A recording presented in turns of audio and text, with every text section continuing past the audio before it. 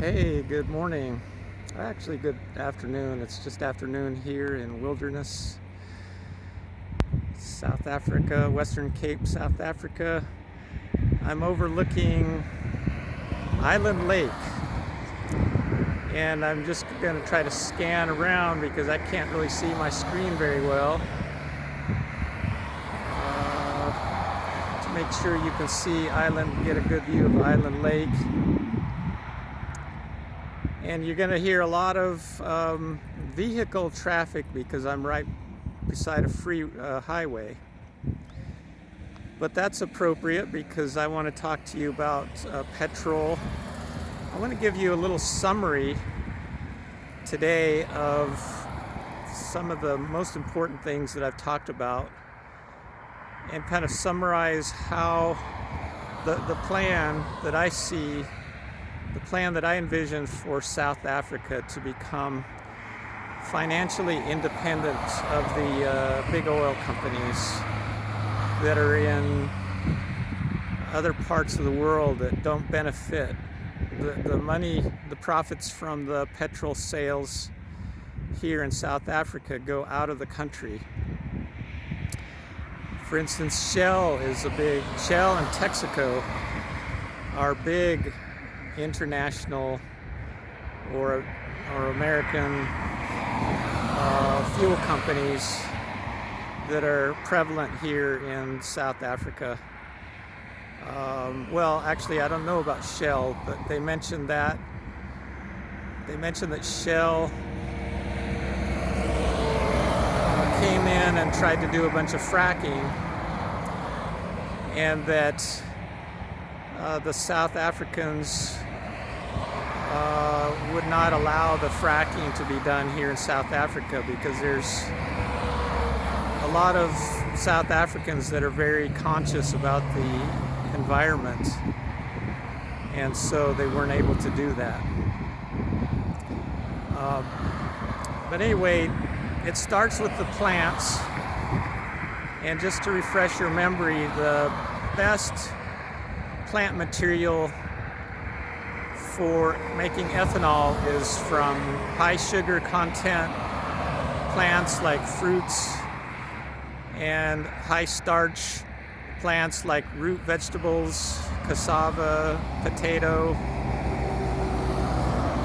and that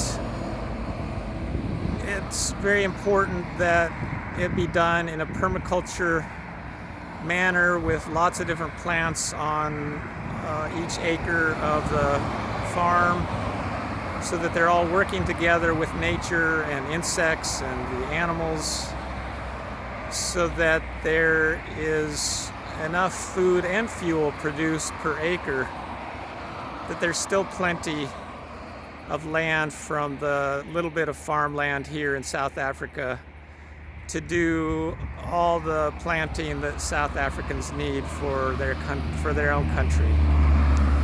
That keeps the finances here in South Africa. There would have to be basically a network of farmers, which are mostly the Afrikaans people of Dutch descent here in South Africa. And then the farmers would need to have quite a few ethanol refineries, and then the refineries could deliver their ethanol product to the ports for fueling international freighters and other ships that would stop, and more ships are going to use ethanol. It could be used to fuel the flights, both domestic and international flights, and then the vehicles, which would clean up a lot of the pollution that's here in South Africa. And then at that point is when we could, at that point, hopefully have developed by then what David Bloom told me about a month or so ago, which is a little $15 device, which is approximately only 300 Rand here in South Africa, for a small device that would go into any vehicle after 2001 into the little port that's called, let's see, I can't remember the name of the little plug-in slot in all vehicles after, I believe, 2001, that would immediately turn all the vehicles into a flex fuel vehicle. I mean, it would turn each vehicle that has one of those chips inserted into that slot into a flex fuel vehicle for very cheap. Right now it costs about $700 to get a e-flex fuel kit. $700 is approximately something like 12,000 Rand, I believe. Just a rough calculation. So, yeah.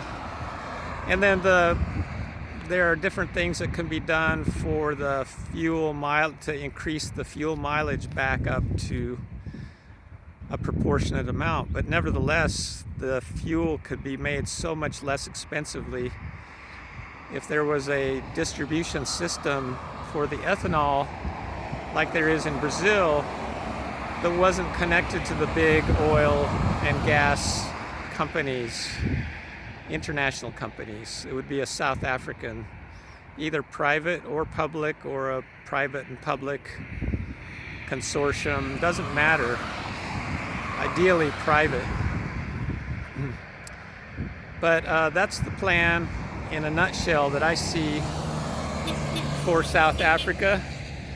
And I hope that in the next couple of days, like right away after I'm able to load this video,